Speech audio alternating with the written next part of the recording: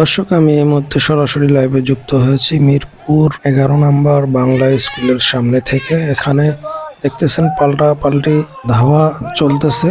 এখানে জামাত বিএনপি পাল্টা ধাওয়া চলতেছে। এখানে কিছুক্ষণ আগেই আমরা দেখলাম যে ফলাফল জানা গেছে যে ধানের শীষ প্রার্থী বিজয়ী হয়েছেন, কিন্তু ইতিমধ্যে আবার ভিতর থেকে মিছিল বের হয়ে আসছে যে দাঁড়িপাল্লা মার্কা বিজয় হয়েছে। তো এই বিষয়টি আমি আপনাদের মধ্যে দেখানোর চেষ্টা করতেছি সরাসরি। এখানে একে অপরকে পাল্টা ধাওয়া চলতেছে।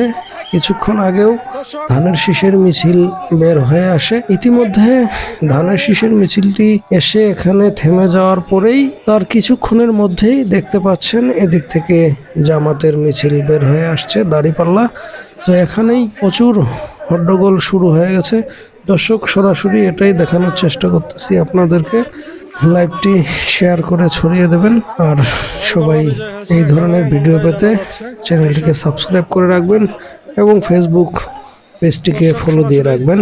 সেনাবাহিনী, বিজিবি, পুলিশ, র্যাব মানুষকে সরানোর চেষ্টা করতেছে। এখানে সবাই এমন একটি পরিস্থিতি দাঁড়িয়ে গেছে যা আপনাদেরকে সরাসরি বলে বোঝানোর মতো না। আপনারা দেখতে পাচ্ছেন যে এখানে বিশাল আকারের একটি গন্ডগোল সৃষ্টি হয়েছে। এখানে দর্শক দেখতেছেন, এখানে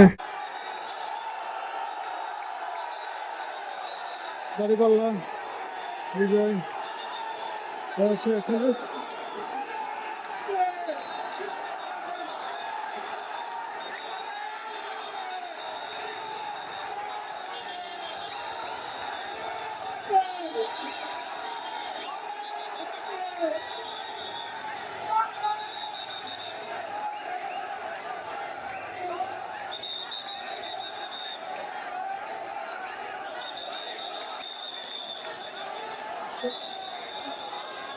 ওদেরকে দেখানোর চেষ্টা করতেছি। এখানে সরাসরি দাঁড়িপাল্লা